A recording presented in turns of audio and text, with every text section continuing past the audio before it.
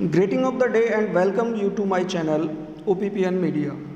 Dear students, in this video we are going to learn 7th chapter Glimpse of India from the book First Flight of 10th class. There are 3 parts in this chapter. First, a baker from Goa, second, Coorg, and third, tea from Assam. Dear students, in this video we will cover only the first part, a baker from Goa. ठीक है, baker from Goa. Students, ये गोवा के एक गांव में कुछ लोग जो बेकिंग का काम करते थे। बेकिंग का काम से मतलब है कुछ जस्ट लाइक बिस्किट बनाना, डबल रोटीज़ बनाना या इस तरह की कुछ और प्रोडक्ट्स बनाना, जिनको हम बेकिंग करना कहते हैं। इस तरह के प्रोडक्ट्स वो बनाते थे और गांव-गांव में जाके या आसपास करके इलाकों में जाकर वो लोग बेचते थे। तो इसमें जैसा कि चैप्टर में बताया गया, ग्लिम्स ऑफ इंडिया, भारत की एक झलक। तो भारत की एक झलक के साथ जो राइटर ने उसमें एक ऐसे गांव को भी शामिल किया है कि पारंपरिक तरीके से कुछ लोग वहां पर जो बेकिंग का काम करते थे वो भी भारत की एक हिस्सा था, भारत की एक संस्कृति का हिस्सा माने या फिर उन पुराने दिनों की एक यादें हैं। तो भारत की झलक देने के साथ साथ उसने गोवा के एक गाँव के कुछ बेकिंग के लोगों के बारे में भी इसमें वर्णन किया है। ठीक है, तो वो बताता है, जो राइटर है वो बताता है कि वो किस तरीके से इम्पोर्टेंट थे, किस तरह के प्रोडक्ट्स को बनाते थे और किस तरह के प्रोडक्ट्स को वो गांव-गांव में बेचते थे और लोग उनका किस तरीके से स्वागत करते थे और लोगों के लिए वो बेकिंग वाले यानी बेकिंग करने वाले लोग जो बेकर होते थे वो कितने इम्पोर्टेंट थे। ठीक है students, I am going to start it. ठीक है, ए बेकर, जैसा कि टाइटल दिख रहा है इसमें, a baker from Goa. This is a pen portrait of a traditional Goan village baker who still has an important place in his society. ये जो चैप्टर है वो गोवा के एक ट्रेडिशनल विलेज, ट्रेडिशनल का मतलब पारंपरिक तरीके से बसा हुआ एक गांव का जो बेकर था और जिस बेकर का आज भी समाज में बहुत अधिक इम्पोर्टेंट प्लेस है, उस बेकर का एक चरित्र चित्रण है, मतलब उसके बारे में पूरा ये स्टोरी है। देखेंगे, our elders are often heard reminiscing nostalgically about those good old Portuguese days. हमारे बुजुर्ग लोग प्रसन्नतापूर्वक चर्चा करते हुए ये सुने जा सकते थे about those old Portuguese days, जो पोर्चुगीज डेज थे, जो पुराने पुर्तगाली दिन थे, उनके बारे में चर्चा करते हुए लोग सुने जा सकते थे।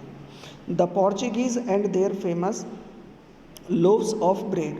पोर्चुगीज यानी पुर्तगाल के लोग, पुर्तगाली तथा उनके प्रसिद्ध loaves of bread. Loaves of bread का मतलब जिस तरह से आप डबल रोटी आप कह सकते हैं। Those eaters of loaves might have vanished.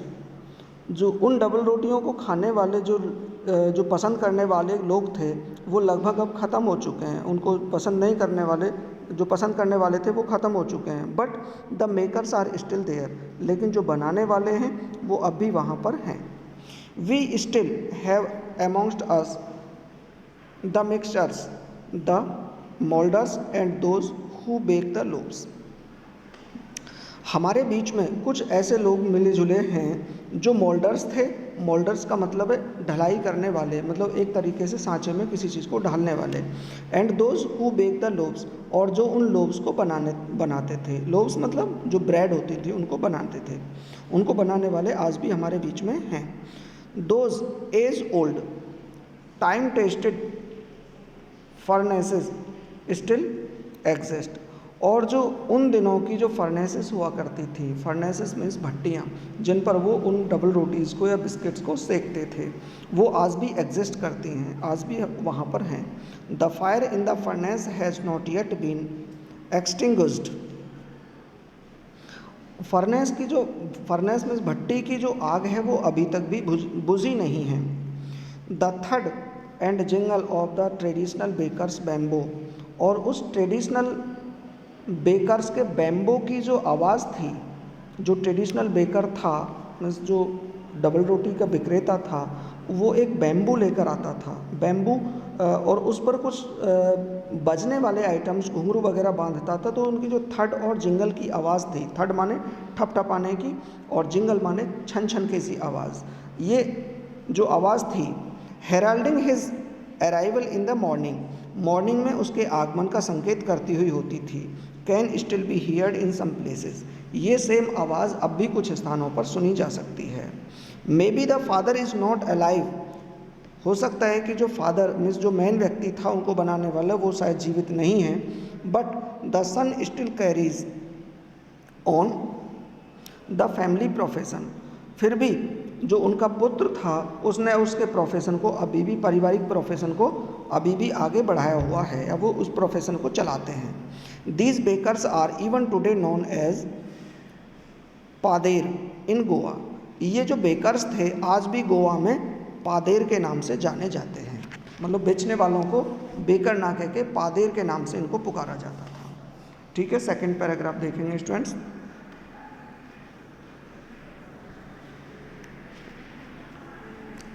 During our childhood in Goa, Goa में हमारे बचपन के दिनों दौरान, the baker used to be our friend, baker हमारे दोस्त की तरह हुआ करते थे। कंपेनियन, कंपेनियन साथी, एंड गाइड और मार्गदर्शक के रूप में हुआ करते थे। He used to come at least twice a day, वह कम से कम एक दिन में 2 बार आया करता था। Once when he set out in the morning on his selling round, पहली बार सुबह को जब आता था जब वह अपने सेलिंग राउंड पर जाता था। एंड देन अगेन, और तब दोबारा। When he return after emptying his huge basket, जब वह अपनी बहुत बड़ी ह्यूज बास्केट को खाली करके वापस लौट रहा होता था तब वह हमारे गांव में भी आता था। द जिंगलिंग थड ऑफ हिज बैम्बू, जिंगलिंग थड, फिर से दोबारा ये वर्ड आया। जिंगल का मतलब एक तरह से छन छन की आवाज़, थड माने ठप ठप करने की आवाज़। होती कैसे थी? जैसे उसका एक बैम्बू था, उसमें वह कुछ घुंघरू वगैरह बांध के रखता था जो कि उसकी आवाज़ करते थे, और वह उस बांस को नीचे ठप ठप जोर से ठक ठका के मारता था, तो उससे कुछ जिंगलिंग छन छन की आवाज़ और ठक ठक की आवाज़ आती थी। उसको बोला है जिंगलिंग थड या थड जिंगलिंग वॉइस। तो जिंगलिंग थड of his bamboo wake us up from sleep, तो जो उसके बैम्बू की छन छन और ठप ठप की आवाज़ थी वो हमें नींद से जगा देती थी। And we ran to meet and greet him, और हम उससे मिलने के लिए और उसका अभिवादन करने के लिए दौड़ते थे। वाई वाज इट सो, ऐसा क्यों था? Was it for the love of the loaves, क्या यह लोफ या रोटियों के का प्यार था? नॉट एट ऑल, फिर वो कहता है कि नहीं, ऐसा नहीं था। The loaves were bought by some पास्किन एंड बास्टीन, जो लोव्स थे वो तो किसी पास्टीन या बास्टीन के द्वारा खरीदे जा सकते थे। पास्टीन और बास्टीन का मतलब है यहाँ पर the mad servant of the house, जैसे मैड सर्वेंट, जो घर में मैड सर्वेंट होती थी उनका कुछ का नाम दे दिया है, पास्टीन एंड बास्टीन। और मैं समझता हूँ कि जैसे हम यहाँ पर अगर किसी नौकर को दर्शाना पड़े तो अपने यहाँ पर हम कह देते हैं रामू काका, जनरली यूज किया जाता है। तो इसी तरह से वहाँ पर जो मैड हुआ करती थी उनमें ज़्यादातर नाम उसको दर्शा दिया, पास्कीन या बास्टीन खरीद लिया करती थी। What we longed for were those bread bangles, और जिन चीज़ों के लिए हम जाते थे या जिन चीज़ों को हम चाहते थे वो चीज़ थी ब्रेड बेंगल्स, यानी बेंगल के आकार की कुछ रोटियाँ। विच वी चोज केयरफुल्ली, जिनको हम बड़ी सावधानी पूर्वक चुनते थे। Sometimes it was sweet bread of special make, कभी कभी यह एक विशेष प्रकार की मीठी रोटी हुआ करती थी जो विशेष रूप से स्पेशल तरीके से बनी होती थी, मीठी डबल रोटी। नेक्स्ट देखेंगे, the baker made his musical entry on the scene with a jhang, jhang jhang sound of his specially made bamboo staff. जो बेकर की म्यूजिकल एंट्री होती थी वो झंग झंग, जो उसके बैम्बू का जो लट्ठा होता था उस पर बंधे हुए कुछ स्पेशल प्रकार की चीज़ें होती थी जो झंग झंग या फिर छन छन की आवाज़ करती थी। तो उस तरह से म्यूजिकल एंट्री उसकी होती थी। ठीक है, म्यूजिकल एंट्री का मतलब उससे पता चल जाता था उसका, जैसे म्यूजिक बज रहा हो उनका छन छन आने का, तो उससे उसके आगमन का पता चल जाता था। One hand supported the basket on his head, और जो बेकर होता था उसका एक हाथ अपनी टोकरी को सपोर्ट करते हुए होता था, ऊपर सर पर टोकरी रखता था तो उसको एक हाथ से सपोर्ट करके रखता था। And the other bang the bamboo on the ground. Bang माने होता है पटकना, और वह दूसरे हाथ से बैम्बो का जो लठ उसके हाथ में होता था उसको वह ग्राउंड पर पटकता था, जिससे वो है झिंग झिंग की आवाज़ या झंग झंग की आवाज़ आती थी। He would great the lady of the house with good morning. वह जो घर की औरतें होती थी उनको गुड मॉर्निंग कहकर अभिवादन करता था। And then place his basket on the vertical bamboo. और तब वह वर्टिकल बैम्बोज पर अपने बास्केट को रखता था। वर्टिकल बैम्बोज क्या है कि बैम्बोज का, छोटे पतले बैम्बोज का बना हुआ एक ऐसा स्ट्रक्चर होता था जिसको वह अपना थोड़ा सा फैलाया और उसके ऊपर अपनी टोकरी रख देता था। कुछ वर्टिकल आकार में वो बैम्बूज बंधे होते थे, टोकरी उन पर ठीक से एडजस्ट हो जाती थी। ठीक है। वी किड्स, और हम बच्चे, would be pushed aside with A mild review. और हम बच्चे जो थे वो एक साथ जैसे झुकते थे उसके ऊपर आकर, तो हमको एक हल्की सी डांट के द्वारा अलग किया जाता था। And the loaves would be delivered to the servant. और जो लोव्स थे, डबल रोटियां थीं, वो सर्वेंट को डिलीवर कर दी जाती थी, जैसे घरों में से नौकर निकल के आते थे डबल रोटी लेने के लिए। But we would not give up, परंतु हम नहीं छोड़ते थे। नहीं छोड़ते थे का मतलब है जैसे वो हमको डांटते थे तो वो उम्मीद करता था कि हम दूर हट जाएं, लेकिन हम बहुत ज़्यादा दूर नहीं जाते थे। We would climb a bench और ए पैरापेट। हम एक बेंच पर चढ़ जाते थे या फिर पैरापेट, जैसे छोटे छोटे दीवार लगी होती हैं, दीवारों पर हम चढ़ जाते थे। And peep into the basket, और उस टोकरी में, बड़ी वाली टोकरी में झांकते थे समहाउ, किसी तरीके से। I can still recall the typical fragrance of these lobes. और मैं आज तक भी उन लोब्स की खुशबू को, एक विशेष प्रकार की खुशबू को अब तक भी याद कर सकता हूँ। लोब्स फॉर द एल्डर्स, बड़े लोगों के लिए, एल्डर लोगों के लिए लोब्स हुआ करते थे।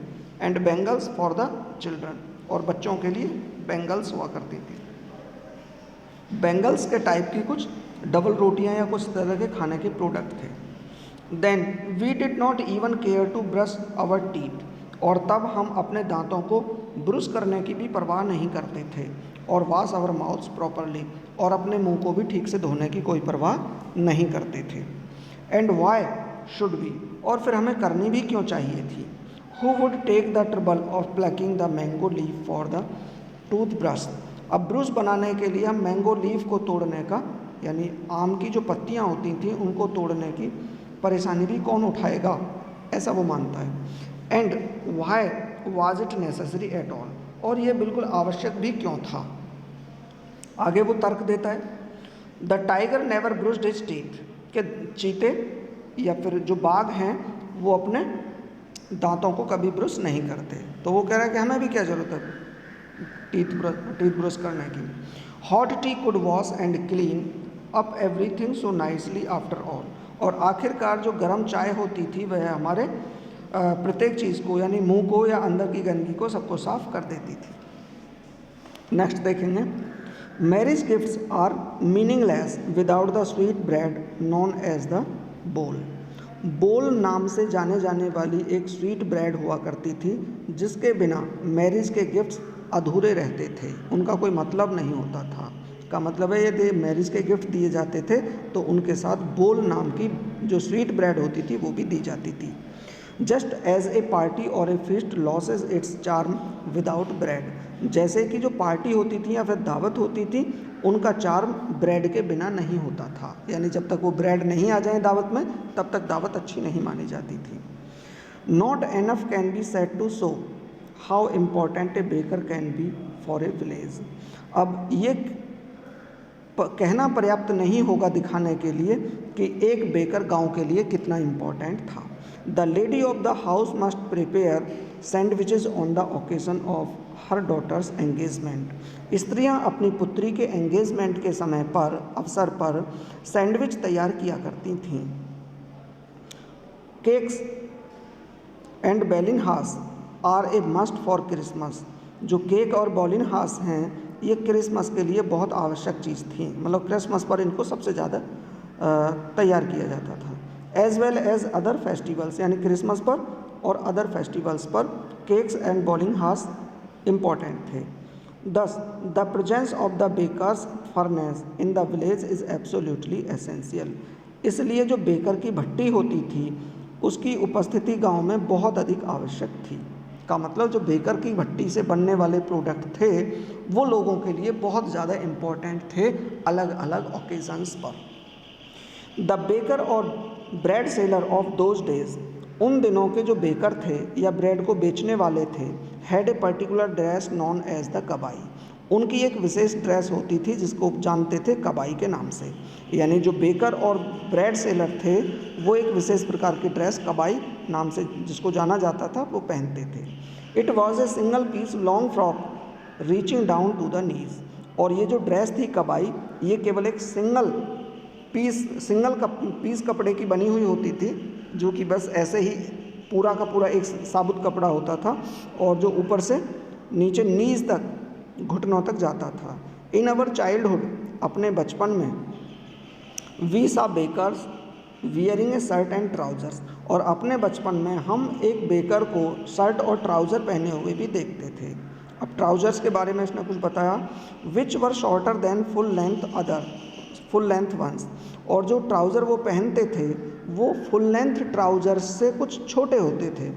एंड लॉन्गर्स देन हाफ पैंट, लेकिन जो हाफ पैंट होती है उससे कुछ लंबे होते थे। यानी जो फुल ट्राउज़र होता है उससे कुछ छोटे होते थे लेकिन हाफ पैंट से कुछ बड़े होते थे। इवन टुडे, और आज भी, anyone who wears a half pant, और आज भी यदि कोई हाफ पैंट पहनता है, एक ऐसी हाफ पैंट कैसी, which reach just below the knees, एक कोई ऐसी हाफ पैंट पहनता है जो घुटनों से थोड़ी सी नीचे तक जाती है, तो इनवाइट्स द कमेंट, तो उसके तरफ इस तरह के कमेंट्स आकर्षित होते हैं, अर्थात उसको इस तरह के कमेंट्स बोले जाते हैं। किस तरह से बोला जाता है, that he is dressed like a pader, कि उसने एक पादेर की तरह कपड़े पहने हुए हैं। ठीक है, लास्ट पैराग्राफ है students. The baker usually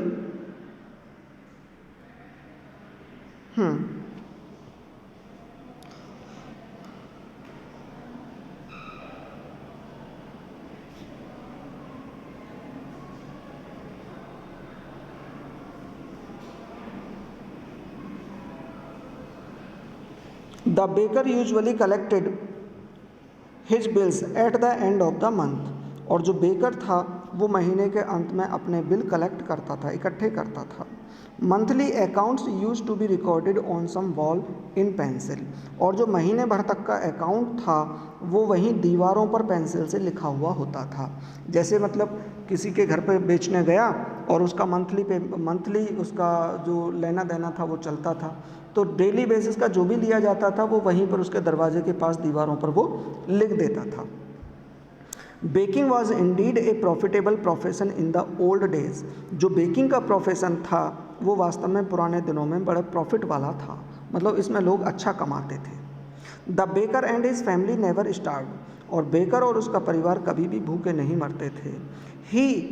his family and his servants always looked happy and prosperous, वह, उसका परिवार और उसके नौकर, उसके साथ जो भी काम करने वाले नौकर होते थे वो अच्छे, खुश और प्रॉस्पेरस दिखते थे।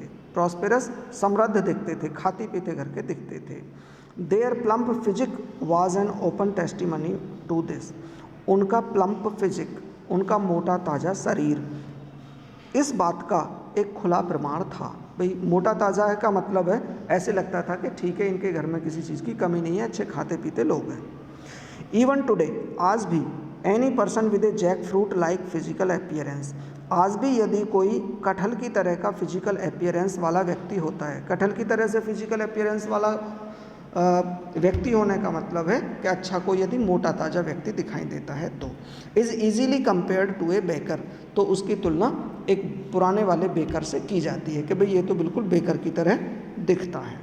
ठीक है students, that was the explanation of this chapter. Thank you very much, have a